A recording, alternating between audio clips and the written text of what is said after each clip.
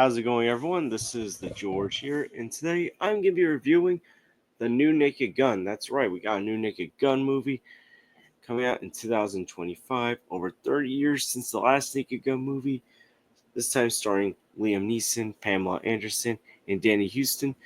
And here we are introduced to Frank Drebin Jr., a son of the original Frank Drebin, played by Leslie Nielsen in the original movies. And here Drebin Jr. is trying to figure out how a bank robbery that he tackles at the beginning of the movie, as well as the death of a software engineer, are tied together, while at the same time trying not to get police squad shut down, because despite all the bad guys that Drebin has taken down, he has also done it in an illegal way, and it's gotten police squad into some trouble, so he's in deep water. While all this is happening, Drebin is grieving the loss of his wife, but is also falling for this woman named Beth, played by Pamela Anderson, whose brother is the software engineer that died. So, with the Naked Gun movies, I first started watching these movies 5 years ago. It was during COVID. Not a fun time because I was during shutdown, and I found the first Naked Gun movie, watched it, was highly entertained by it, saw the other two, were also entertained, although the first one was still miles better. And hearing that they're going to make a new one, this time starring Liam Neeson, was very interesting because I enjoy Liam Neeson, but he's usually known for playing the more serious roles in movies. In movies like Taken, as Qui-Gon in Star Wars The Phantom Menace. He was Ra's al Ghul in Batman Begins. And he was in a way more serious role. He was Oscar Schindler in Schindler's List in 1993, and he did perfectly well in that movie and delivered one of the most powerful emotional performances I have seen in the movie. But Liam Neeson has also shown a couple of times that he can also pull a little bit of comedy off with his serious face and tone as well. And that is one of the driving forces of the humor in The Naked Gun. The fact that he can pull off humor while at the same time still looking stone cold serious and sounding serious at the same time. I mean, the beginning of the movie, he's going into the bank. This isn't a spoiler because we've seen this in the trailers. It was the trailer with this scene that got me very interested in this movie. He goes into the bank disguised as a young girl, and when he takes off the mask and reveals he's a detective, he's still taking down these robbers, Taken style, while at the same time still wearing this young girl clothes that he has on from his disguise. Like, he's still taking them on, wearing the skirt and all that. It's hilarious, but at the same time shows that Liam Neeson, even way older now, can still do that Taken style action. And the action delivers in this movie as well. This is a perfect blend of comedy and action. And I want to get into the comedy because spoof comedies, I feel like, have struggled the last 20 years or so. It feels like after a really good run in the 80s, 90s, and even early 2000s with the first couple scary movies, which I do think are funny, even though I don't think they're that great of movies, it feels like after that, spoof movies have just struggled. And I don't know if it's that they're trying too hard, they're trying to do too much, or they're more focused on getting the big name actors in there. I mean, I remember 2013, was it called Movie 43? I don't even remember, but that movie got panned so hard, and that had a really big cast in it. So I feel like not even just spoof comedies, I just feel like comedies overall have struggled, and we still do get funny comedies, but more often than not, it feels like comedies have been on this big struggle lately.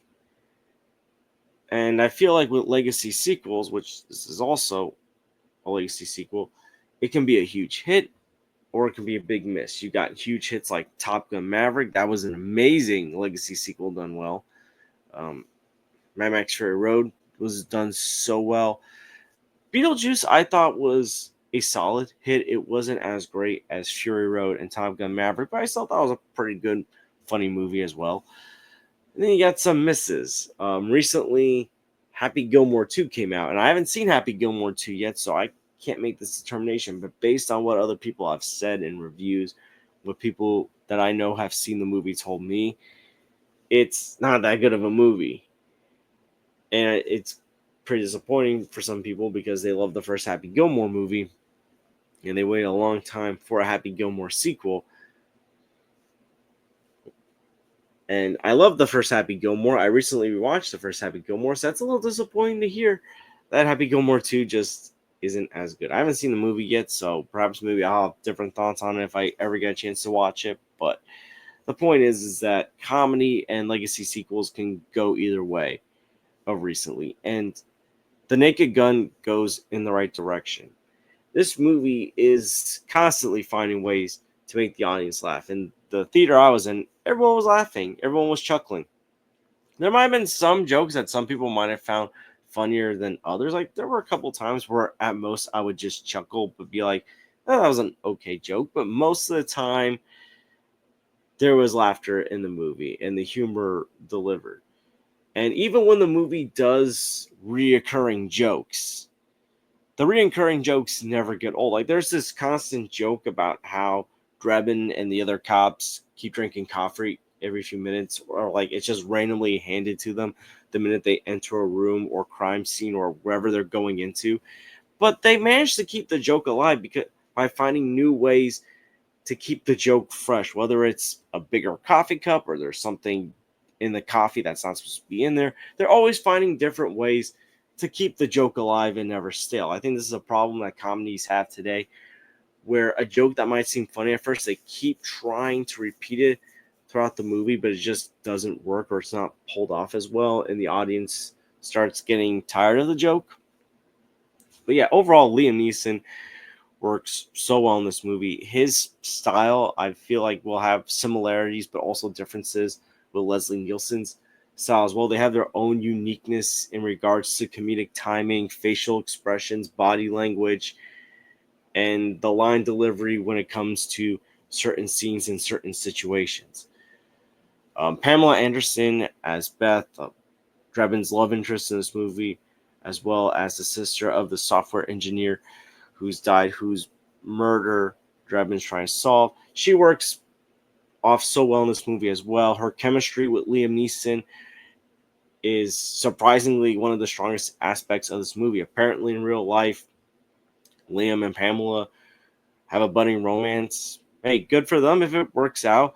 But their chemistry is insanely good in this movie and strangely feels so believable. It's hard to believe that a Naked Gun legacy sequel slash reboot movie can pull that off so well, especially in a summer where we've had superhero movies that had some really good relationships pulled off, like Superman and Lois Lane and Mr. Fantastic and Sue Storm. And now we have Liam Neeson and Pamela Anderson. But no, her character works off so well in this movie. She's also a crime novelist. And she has her hilarious moments in this movie as well, while at the same time trying to get revenge on the people that are behind her brother's death. And Danny Houston as the villain in this movie, like he's played villain roles before, and at times they're very intense villain roles. But here in this movie, he is a hilarious villain with a crazy plan to make everyone turn into savages and barbarians and attack each other, tearing the world apart while him and his rich buddies hide in a bunker. And there's also Weird Al Yankovic music involved as well. Like it's such a hilarious, crazy plot, but at the same time, it's also a scary thing to happen if it's executed well. The evil plot, but even with the intense stuff that happens in this movie, whether it's the Taken style action and the villain's crazy plot, this movie is one of the most entertaining movies I've watched in theaters this year and probably the last several years. Like even when you get into the credits, whether it's the mid-credits scene, the credits, and then the post-credits scene, the movie's still finding ways to make you laugh. And when a comedy successfully does that while at the same time delivering on the action aspect of the movie and the romance aspect of the movie did its job so well. And I really hope this movie, at the very least, gets some Golden Globe consideration for comedy. Because it's rare to get spoof comedies like this that can also pull off other genres on the side so well as well. And I hope a lot of people go see this movie. Not because I want good movies to have success, but I wouldn't mind a new Naked Gun franchise starring Liam Neeson and Pamela Anderson as well. I think if I don't know if they're gonna do more movies with this. I mean, if this is the only movie, it's the only movie. But if they do more movies, I'm not gonna be opposed to it. But if they just keep it as this movie, I'm fine with that as well. But yeah, overall, The Naked Gun 2025 is hilarious. Liam Neeson and Pamela Anderson are so hilarious and entertaining. Now, the big question that people might have about this movie before going to see it is, do you have to see the other Naked Gun movies before seeing this one? I don't think you need to. I mean, there's going to be some Easter eggs and references, but there's really no key plot lines that you have to keep in mind with the movie. There's references to Frank Drebin Jr.'s father, the original Frank Drebin, played by Leslie Nielsen, in the movie. And there's this funny sequence with the owl representing his dad being reincarnated, that I thought was odd, but it works out so well. It was hilarious.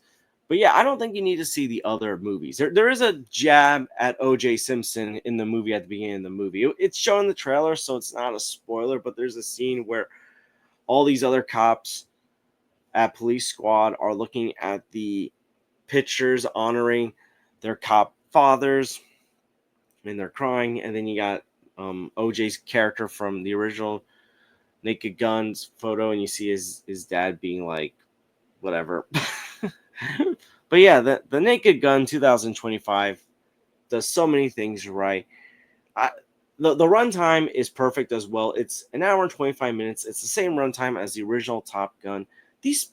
Not Top Gun, The Naked Gun. There's so many movies with the name Gun in it, but yeah, it's the same runtime as the original Naked Gun movie. And spoof comedies, they don't need to have long runtimes. Comedies don't need long runtimes overall.